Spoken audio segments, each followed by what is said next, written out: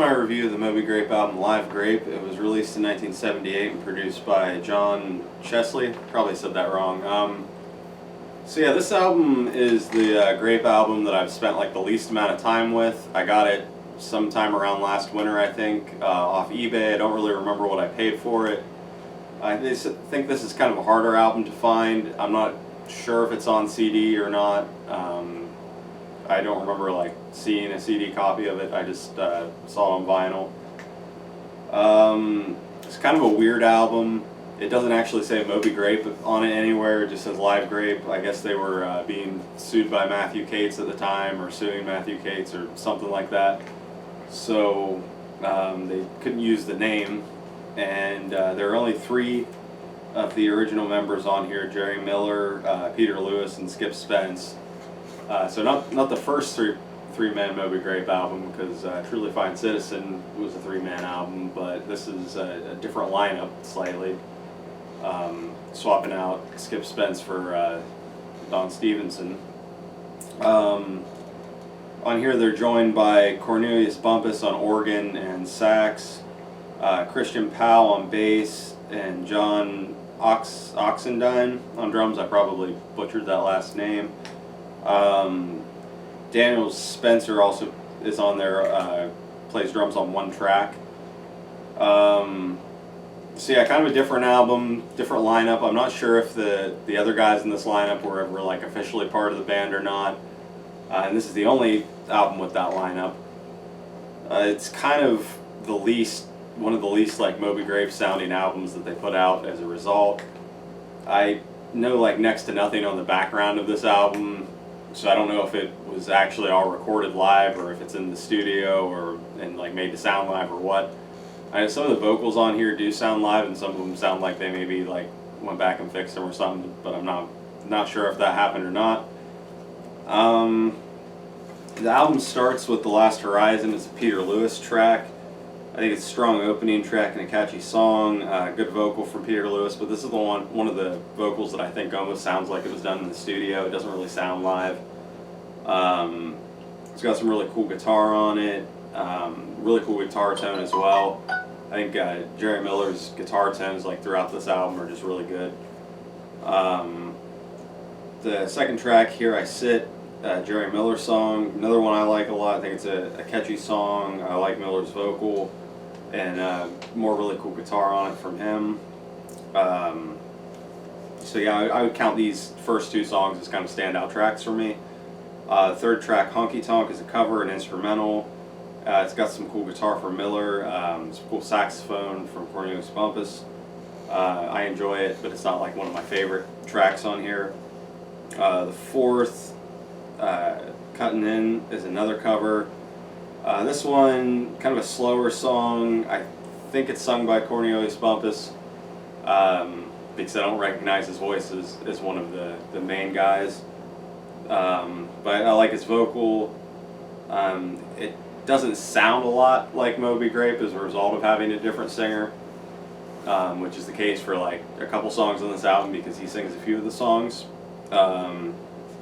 But it does have the guitar of Jerry Miller, which is really recognizable.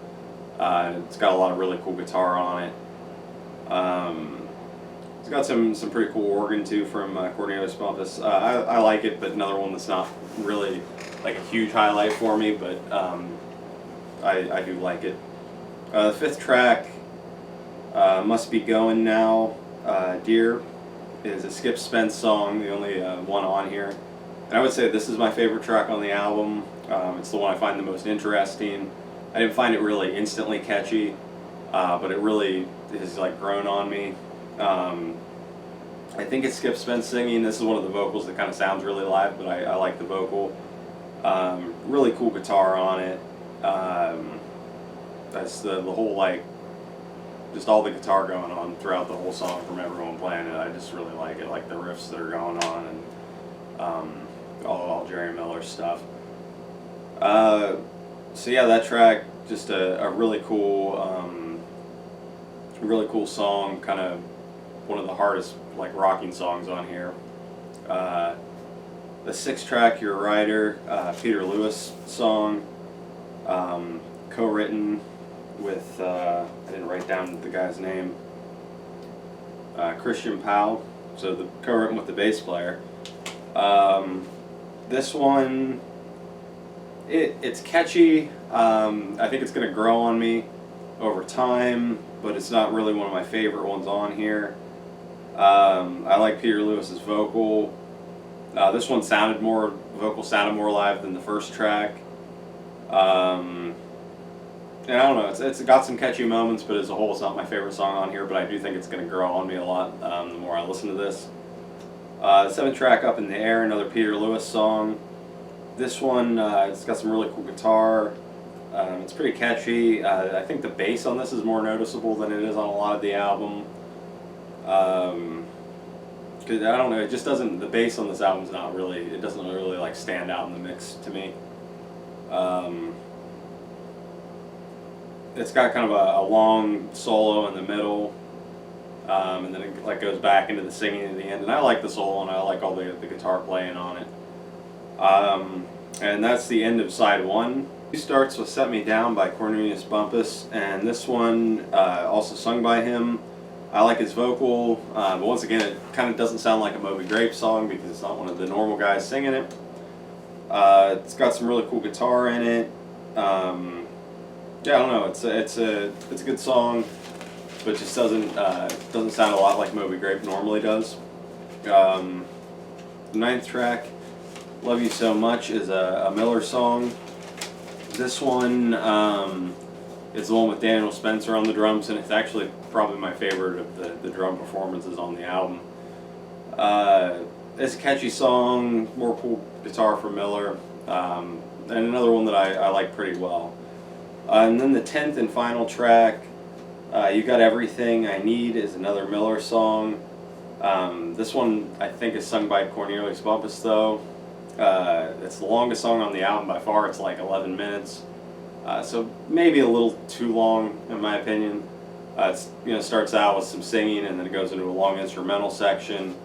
I do like the instrumental section quite a bit though because it's got some cool guitar in it, some cool saxophone, and then it goes back into the singing. I just think that they maybe could have like shortened it just a little bit because it does, my attention starts to wander a little bit into it. But it's overall got some cool guitar on it.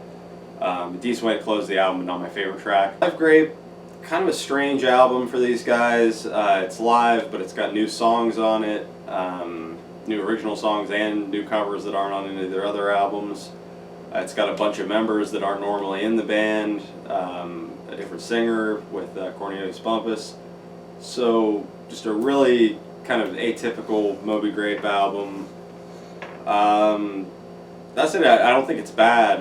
When I got this, I kind of wasn't expecting much, looking at like how many different people were on it and stuff, and that it wasn't the full band. And that plus being a live album that had like different tracks on it, and also being like a kind of a late career reunion album for these guys. I kind of wasn't expecting much going into it, but I like it a lot more than I thought I would.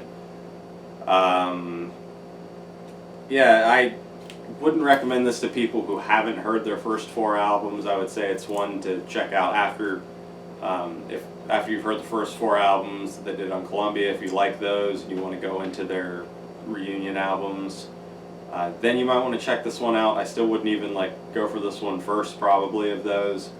For me, I think I'd mostly recommend this album to like big fans of Jerry Miller and his guitar playing, because I think that he's really the highlight of this album. He's got a lot of really good stuff on here. I really like his guitar tones throughout the whole album. So yeah, this is kind of the Jerry Miller Moby Grape album for me, as far as like, I mean, he's great on all the albums, but this is the one where like it's basically like he's what makes this album for me. So yeah, not a bad album. It definitely doesn't deserve to be like forgotten like it has been, I feel like. But it's mostly worth checking out if you're already into Moby Grape.